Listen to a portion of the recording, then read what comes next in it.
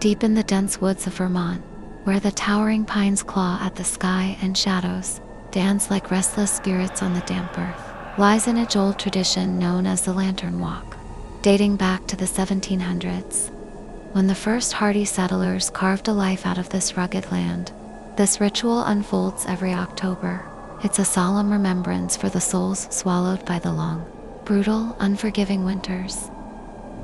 As the days shorten and a biting chill fills the air, the small towns scattered across Vermont come together for this quiet act of commemoration.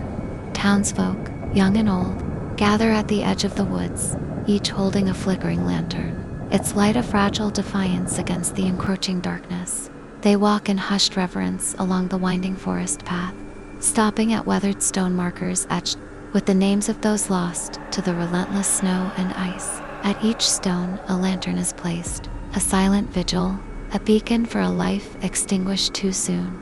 This year, as Halloween drew near, casting its spooky spell over the land, the Lantern Walk felt different, quieter. The small towns of Vermont, once bustling with life, were slowly fading. The younger generations, drawn by the allure of bigger cities and brighter prospects, had moved away, leaving behind a dwindling population.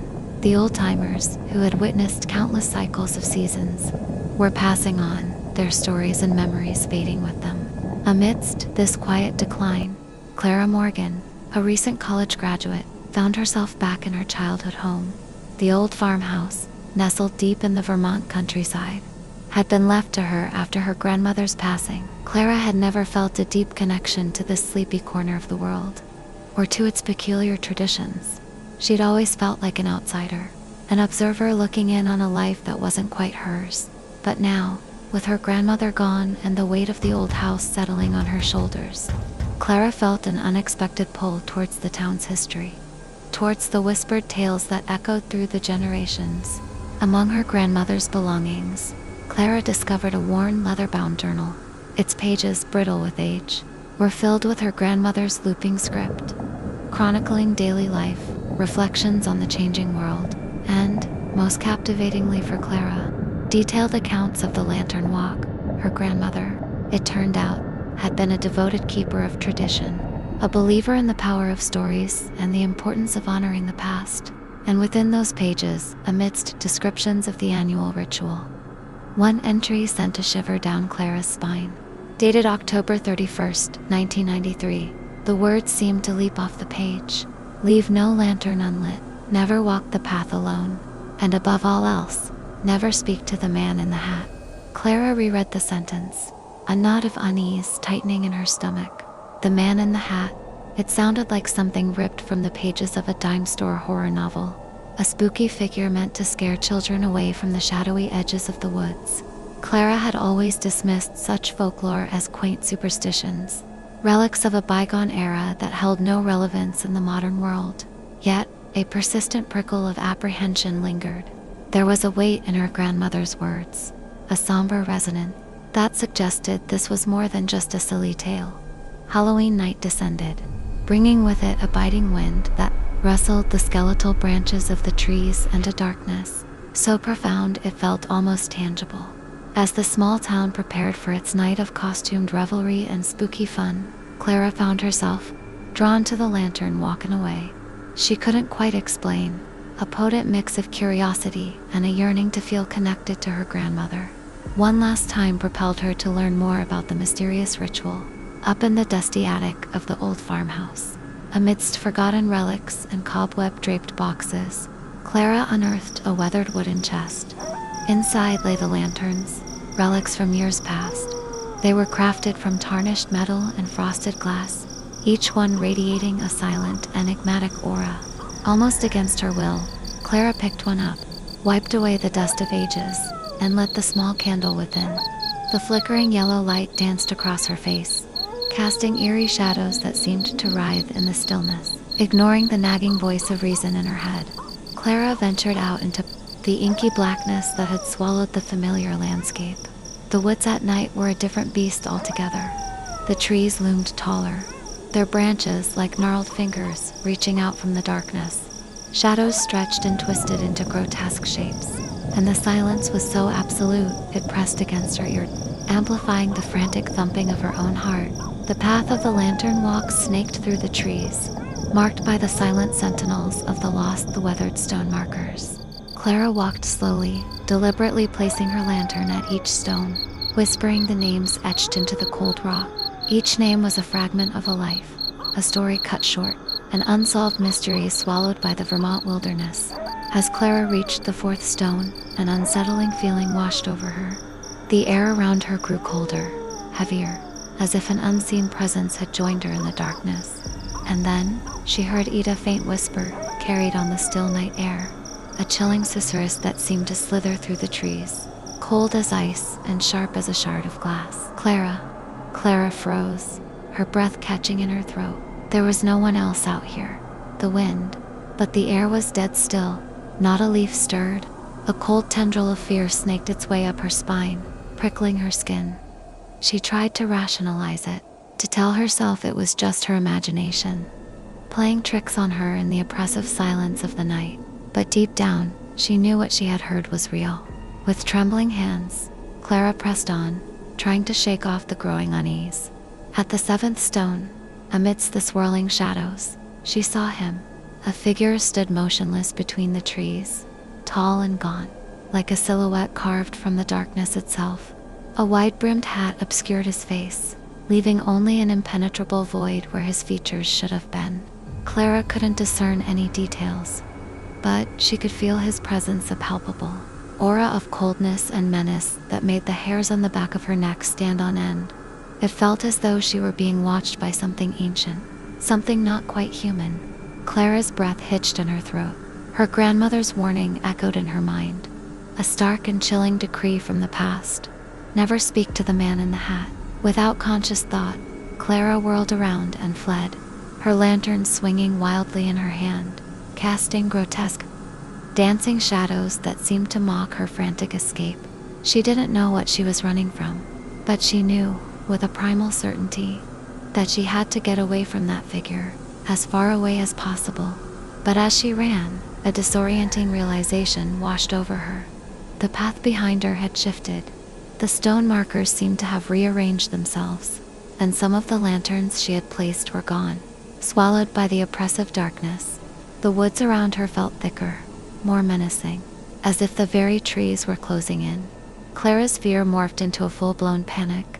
She was lost, trapped in a nightmarish labyrinth of shadows and dread. Then, she saw him again. The man in the hat was closer now, clearer, as if he had simply materialized from the depths of the woods.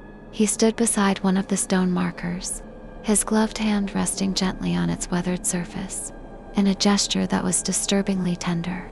Clara couldn't see his face, but she could sense a profound sorrow emanating from him, a deep and unsettling grief that sent another shiver down her spine. Clara backed away slowly, her eyes never leaving the figure, her heart pounding like a trapped bird in her chest. She didn't know what to do. Should she run? Should she hide? Or should she try to speak to him, despite her grandmother's dire warning? But before she could make a decision, another voice cut through the silence behind her. A little girl's voice, cold and sharp, like the scraping of bone on stone. "You forgot one." Clara gasped and spun around, nearly dropping her lantern. A small girl stood there, in the heart of the darkness, holding a lantern in her pale hands. But this lantern was unlit, its glass dark and empty. The girl's skin was ashen, her eyes hollow black pits that seemed to stare right through Clara's soul. She gazed at Clara with an unnerving stillness, as if she were not quite alive, but something else. Something older and far more sinister. "You have to light mine," the little girl whispered, her voice like the rustling of dry leaves in a graveyard wind, "or he'll follow you home." The girl's words sent a bolt of icy terror through Clara. She didn't know who he was, but she knew, with a chilling certainty, that she didn't want to find out. She knew she had to do what the little girl said, that her very survival might depend on it. With trembling hands, Clara fumbled in her jacket pocket for her matches. Her fingers were numb with cold and fear, barely able to grip the small box. Each strike produced only a fleeting scratch of phosphorus, not enough to ignite the wick of the girl's lantern. A wave of despair washed over Clara. Was this it? Was she going to die here? In the cold, dark woods of Vermont, becoming just another name etched on a stone marker. Finally, after what felt like an eternity, a tiny flame flickered to life on the end of a match. With painstaking care, Clara shielded the fragile flame with her hand and reached out to the wick of the little girl's lantern. The wick caught quickly, and a dim, ghostly light bloomed within the glass, illuminating the girl's pale face and vacant eyes for a fleeting moment before she vanished, dissolving back into the darkness as if she had never been there at all. The woods fell silent once more, but the silence was different now. It was no longer a peaceful quiet, but a heavy, oppressive stillness pregnant with unspoken dread. The stone markers seemed to have returned to their rightful places, and the path reappeared before Clara, as if the terrifying events of the past few minutes had been nothing more than a horrific hallucination. But Clara knew better. She knew she had seen something she wasn't meant to see, that she had glimpsed a world that lay just beyond the veil of the ordinary, a world of darkness and fear. Without uttering a word, without daring to look back, Clara turned and fled towards the edge of the woods, the flickering light of her own lantern, her only guide through the impenetrable blackness.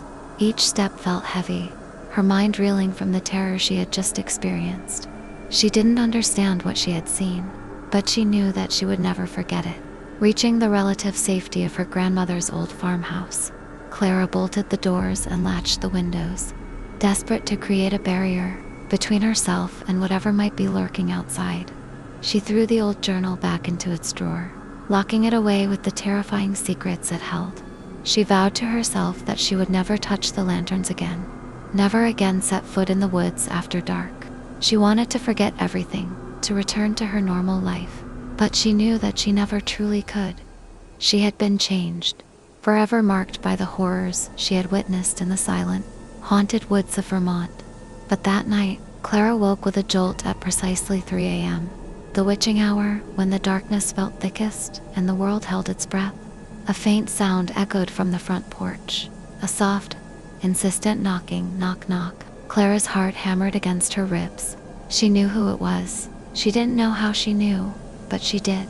With trembling hands, she crept to the window and peered through the curtains, dreading what she might see. Under the pale glow of the porch light, a tall, gaunt figure stood in the yard. He wore a wide-brimmed hat that obscured his face, casting it in an impenetrable shadow. He stood motionless, silent, as if he had been waiting there for an eternity. And then, Clara saw them. Behind the man in the hat, stretching out into the darkness, were rows upon rows of unlit lanterns, their empty glass eyes reflecting the faint moonlight. They extended into the blackness, disappearing into the oppressive darkness of the woods, their unlit wicks seeming to beckon, to plead for a spark of life. The man didn't move, didn't speak, but Clara knew, with a chilling certainty that burrowed deep into her soul, that he was waiting for her. He was waiting for her to come out, to join him in the darkness. And Clara knew, with a horrifying finality, that she would never truly be safe again.